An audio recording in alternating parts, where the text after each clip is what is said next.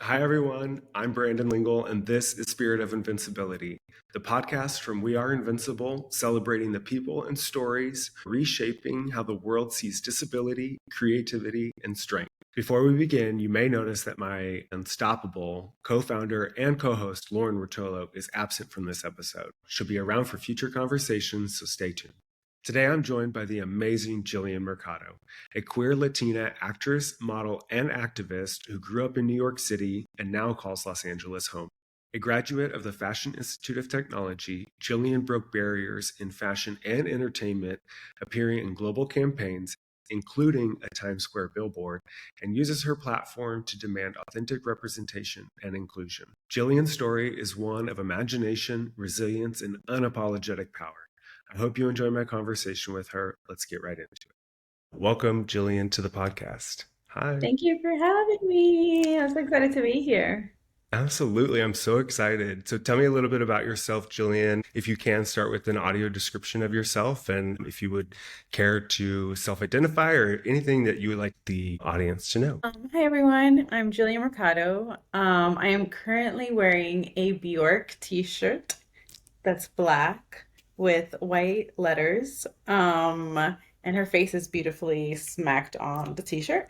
And I have ginger braids, boho braids to be exact. And I'm in one of my rooms, which is like a bare white background. I was born and raised in New York City. I currently reside in Los Angeles, California. I started my career in fashion as a model for quite some time, and that's where my whole everything popped off. And I had the privilege of entering the entertainment world about 8 years ago. Now I have actress on my resume.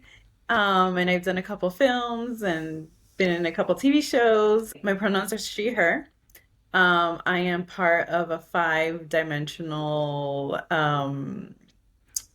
layered community. I'm part of the disabled community. I fight for women's rights. I'm also a queer woman, and I'm Latin as well. My parents are from the Dominican Republic. And yeah, that's pretty much me in a little bit there. I'm so excited to hear about how your diverse background came together to make you. Who is Jillian Mercado? Like really part of this conversation is just talk about you and your feelings. The term invincible means so many things to different people. That's a recurring thing that I say. So I'm really excited to hear about your background and how everything came together to make Jillian Mercado this invincible person that we see in front of us and here in front of us today. What made you a fashionista? Like, growing up in New York and getting into fashion, what was it specifically? I think I think growing up in New York, you kind of get a melting pot of so many different cultures and stories of, different walks of life. And I think that comes very much hard when it comes to fashion, as far as like the different cultures and the different fabrics and the way people walk and the way people present themselves they're so diverse. And that always kind of intrigued me. I think the biggest reason probably was because my mom was a seamstress. So she would bring her work home and I would watch her sew when I was little and I would watch her deal with different fabrics. And my dad, one of his first jobs was a shoe salesman. So he also would gift my mom shoes and it Oh was my like gosh. you know, different kinds of shoes. And I I remember bet she loved that. she loved it. There was this like crocodile shoe that she had that it's very vivid in my mind. And I was like, whoa, this is before I knew this was like a literal skin of a crocodile. And I was like, whoa, this is amazing. What is this? And my mom used to tell me that out of her three daughters, because I have two younger sisters, I was always very fascinated and intrigued with like colors and textures and where things came from as far as like apparel and things like that. And upon going to college, I went to FIT in New York City, which is Fashion Institute of Technology, and I started marketing to learn more of like the business side of fashion. Hmm. But that all like tunneled into noticing that there wasn't much diversity as far as disability in the industry. If there was like little to none. So I would go to fashion shows and I would go to events and found myself to be the only one representing. as far as having a physical disability in places. Obviously, you can't really tell when it's invisible, but at least for visibility, I was always the only one, and I thought that was really unfair. And then found out that the opportunities were very little. So I thought about it and I was like, I'm going to make it so that I can help this situation. Like I can solve this problem. Like I feel like Right, I'm right. enough to solve this problem Be a and part of make the solution. yeah, and decided that like I'm in a very particular space and time, and have the privileges of being part of the school and having access to all of these things. Why not use this power to shake things up? Grab opportunity by the horns and just run with it, right? Exactly, Take off. exactly. So you have your background in film, in fashion, in marketing too. Tell me about what makes you invincible. I think it's interesting because when you brought that to my attention, it took me a minute. I think it takes time to realize how invincible each and every one of us are. At least for me personally, it took me a minute to just realize how unique and beautiful and strong I think specifically the disability community has to be to survive. Um, and for me, I think what keeps feeding that like greatness is being a part of a community that also opens the doors for people and allows me to be myself in any setting that I can be. And that energy kind of like powers my everyday and it makes me very invincible because it reminds me, one, that I'm not alone and two, that I have a very strong community who will always support me and always back me up no matter what. And that is literally like my energizer bunny all the time. What is that? I mean, that feeling of electricity and that feeling of like if I don't have myself this day or if I'm feeling a certain way, how does it feel to be able to reach out to a community who knows what you're going through and it's just you can kind of like tap in and tap out. It's a beautiful feeling, I think, because this world unfortunately wasn't designed for in us in mind as far as like accessibility goes, as far as like language goes, as far as opportunity goes.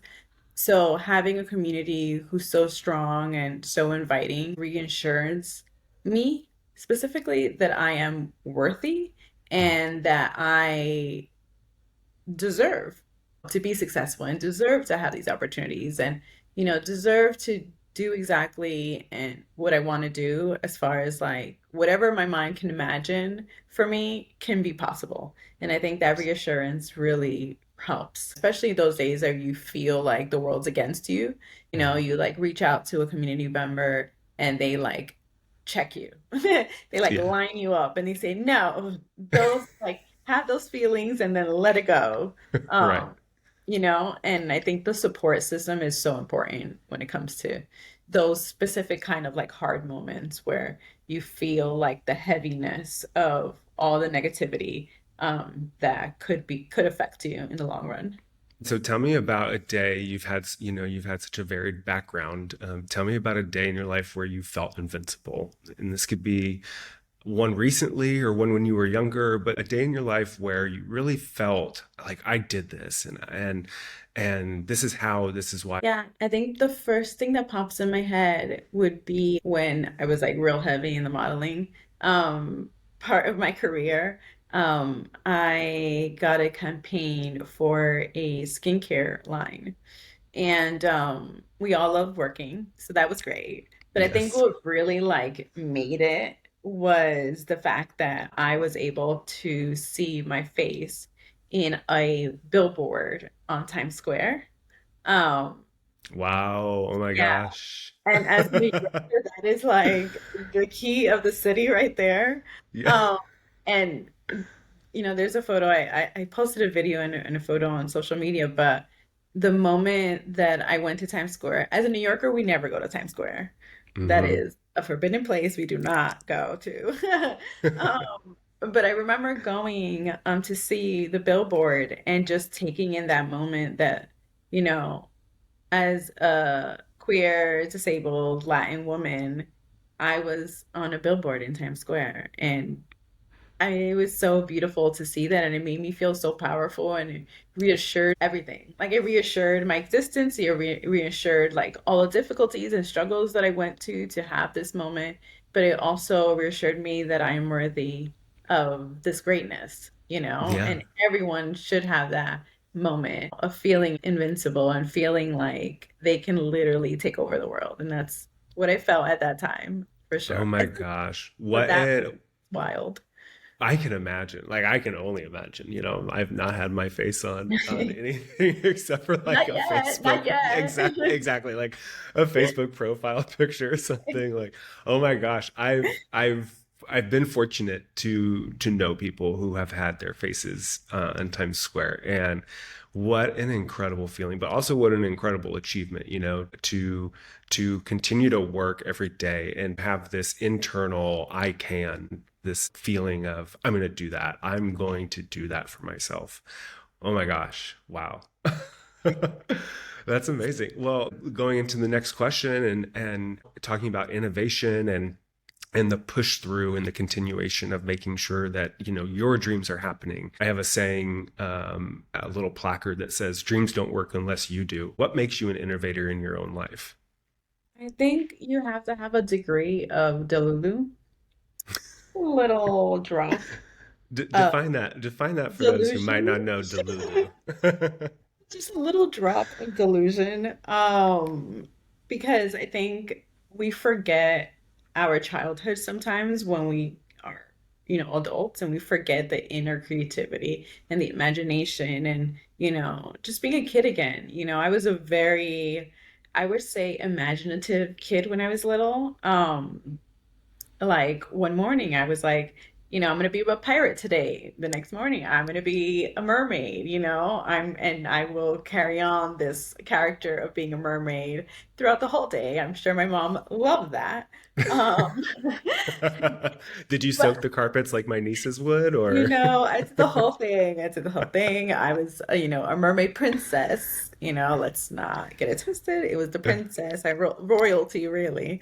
But I say this because it definitely comes into my work today. It definitely plays a big part of like imagination and kind of letting that you know, take the wheel in the projects that I, get into, or in the projects that I imagine myself.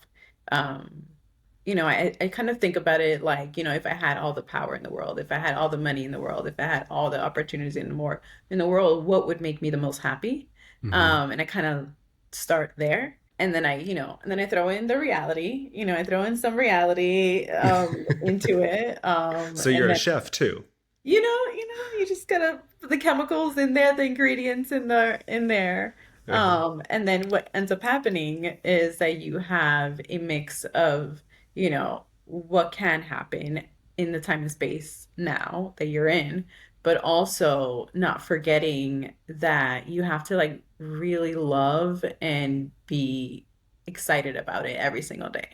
And I think that's really important because nobody wants to work on a project that you feel heavy on, and you feel like it's a drag, and you feel Mhm. like you're not happy about it, Right. or love it for that matter. And I do my best that every project that I say yes to, I genuinely either want to discover it like a treasure, or I like the project a lot, and I like the messaging, and I like, the team that's a part of it, because it's just going to make my work better, Hmm. Yeah, And fully that's really, immersed. yeah, exactly. But always having the like little Jillian in the background, kind of like, hey girl, you have to like it still, Yeah. you know? Another one of my Spirit of Invincibility interviews said, I basically live and work to support my 8-year-old inner self. Like whatever she wants, I'm going to get it for and make it happen. There's a degree of getting older and you grow out of this childhood mentality. But what I'm learning in my adult life is kind of just that. It's like, well, this child had all these dreams and these aspirations, and they still want to make those things possible. Tapping back into that younger self and still realizing that now that you're older, what were some of those passions and things that you wanted to work towards? You mentioned just having that mentality of keeping going as an innovator. For you, who is that voice inside your head that says keep going, and what might they be saying? I think there's a few people, like I said before, I think the community definitely plays a big part. I think I also look at it as like I didn't just get the things that I have now without working for it. Like there was definitely a time where I was like, how do I even begin? Like, how do I even start to do the things or imagine the things that I want to do, you know?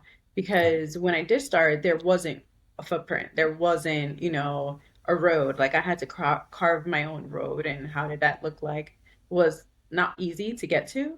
Um, but I think for me, there's a few people, but I think for sure the community is one of them. My childhood self is another one. My mom, I want to say, I don't want to sound cliche or anything, but I think my mom, she is such a strong Latin woman. And I remember growing up, she would give me like the real. She would be like, Jillian, I know you're spicy. I know you were born in New York, so you had to have adult quicker than usual. But the realization is that the world may not be ready for you. And I'm not saying that to like discourage you, but I'm saying this so that you know what you're getting yourself into and work 10 times harder than the average person has to. So follow your dreams, but also be very, very conscious that there's going to be many doors that are going to be slammed in your face. There's going to be many people that are going to say no, but with that energy, use it to prove them wrong, you Right. know? Use that to say, okay, especially if you're really passionate about something and you feel it with your soul and your heart. She would tell me like, if you feel very passionate about something and the world is telling you no, then prove them wrong, Exactly. you know? And I Come think on, that's, mom. yeah, come on, mom. And I always carry that like voice or message in me because I think, people are always very fearful of new. People are always very fearful of things that they haven't seen, the things they haven't heard before. Um, but it's important to like mix it up a little bit, because then it gets kind of boring and nobody likes boring. Yeah, yep, You exactly. I mean, that takes us right into the next question is, tell me about obstacle that you've had to overcome. Oof. It's interesting because I think every day is a new obstacle, especially living in a world where people are trying to like rip your rights away at this root. Um, I think the biggest obstacle, or there's a few of them obviously that I can mention, but I think the reassurance that I am worthy to be in the position that I am in is probably one of the most interesting obstacles that I have to keep proving to the world and proving to these like people who are in like higher positions that I deserve the role that I audition for. Hmm. Not because there's a checkbox to be filled, but because I'm actually good at my job, I'm good at what I do and see it past the stereotypes of disability, see it past this, these like implications of what disabled or women or Latin women or whatever can't do, and go in it with the story hasn't been taught before. We should be the first ones to teach it, to see it, to like promote it and help it grow. So yeah, so that you have to have kind of like a really tough backbone and a strong community surrounding you for sure. It is that community. It's the mothers, it's your caretakers, anybody, your best friends or your third cousin, second removed, like who you just so happen to be best friends with because you all have something in common. I'm very close with a lot of my extended family. Um, can you hear that helicopter? Yeah. Okay, we'll pause for that. Jumping um back in, No, or but I was gonna say it truly does take a village. It takes a Mhm. village, especially if you're working in a place where you have to like constantly teach and constantly remind people that we exist, disabled people for that matter, and remind people that we do deserve the opportunities that they're looking, that they're looking to hire. And there should be a lot more moments of empathy Hmm. as well. Empathy for opportunity. Well, I'm also part of the LGBTQIA plus community, and just as a member of that community, I'm so tired of just being I'm so tired. Yeah, just being like, okay, so you go here and then you go here and then you go here. And it's like, it's just like people and groups and subsections of our culture are being pushed into the corner and out of the spotlight. And We're Invincible, its whole goal is to change perceptions and remove stigma around what it is to be disabled, because at any one point in any one of our lives, anything can change and any one of us become disabled. You touched on design and innovation throughout this conversation, and just those two things should be, for me, coming from a creative perspective, let's get creative with our design. Let's get creative with innovation. We know we have the disabled community as part of our society, and we know what they need. So why not put that into architectural Yes. design? It's Yeah. really not hard. And I want to add on what you were saying about the LGBTQIA plus community. It's like, what does gender and sexual orientation have anything to do with like you being worthy of like getting this job or not? Hmm. It has Right. nothing. Like, Right. are you good at what it is, or are you good at this job or not? Hmm. The end. Exactly. Yeah. Like, are you good? If you're Yeah. not good, then you're not gonna get the job. That has nothing to do, that shouldn't be the reason why you do or don't get a job? I agree. Yeah. And it's so wild that that is such like number one question? Right. Right. Let me show up. But also, as a society, I feel like we're moving really fast in a direction that is leaving a lot of people behind. Like Mhm. the space race and all of these things that we're doing. Innovation is so cool. And I am by no means saying stop innovation and stop working No. towards dreams and goals and big things. I'm a firm believer in, if it's not impossible, I don't want to be involved. I want to Hmm. do something big and great and have it be something big and great for a lot of people, have it do a lot of good for a lot of people. But going back to you and your feeling of invincible, we've talked about a number of people throughout our conversation, including the community at large, your mom, your family, your dad. The answer to this question may be one of those, or somebody who we've talked about in the interview. But tell me about somebody who you think is invincible. And this can be anybody who you have had any Okay. experience with. Um, she unfortunately passed away, but she was my fairy godmother. And she was someone who was like, even whatever is bigger than the word invincible, like this was this woman, Judith Heumann. I had the honor, and I say that with 20,000 underlines under that word, to not only get to meet her, but to talk to her and to be surrounded by her love and presence. And oh, she continues today, even after she passed away, to like really be like the voice.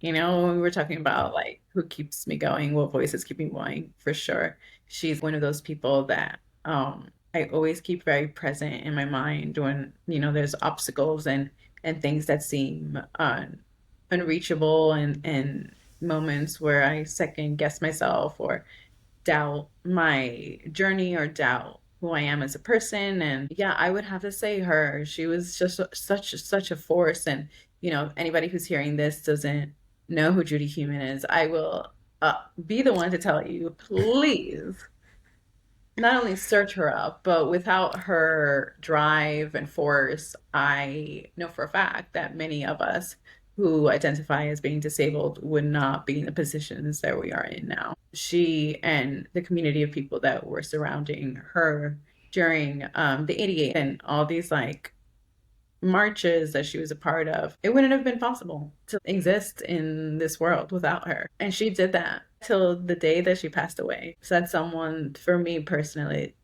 that I will forever, forever be grateful for.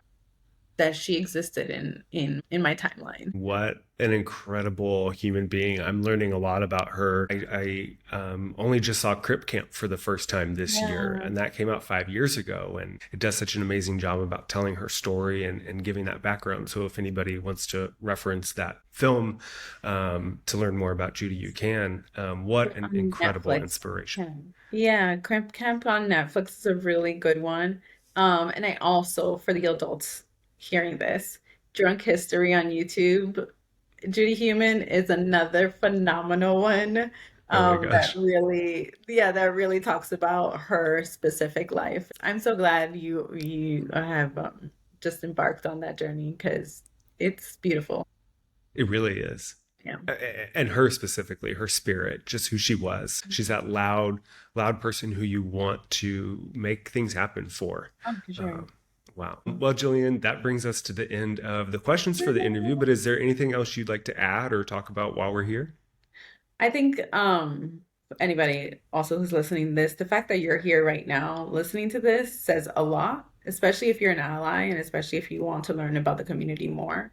Um, I always tell people that there's so many amazing, activists, and there's so many amazing people who are doing their due diligence and talking about our community in ways that's empowering, in ways that's like moving and shifting the needle forward. Congratulations, you're here. And I Yes, love welcome. Welcome. I that. love being here. Ever since launching We Are Invincible, it has brought such a purpose to my life. And so I'm excited to be a part of the community and be advocating for change and for just a shift in perception, honestly. That's all it is. It's a shift in understanding and just taking time to sit down and have a conversation with somebody, whatever that may look like. Well, thank you everybody for joining us on this episode of Spirit of Invincibility with Jillian Mercado. Like, comment, and let us know if there's anybody else who you think is invincible and if you would like to be on the series yourself. Talk soon. Bye, everybody.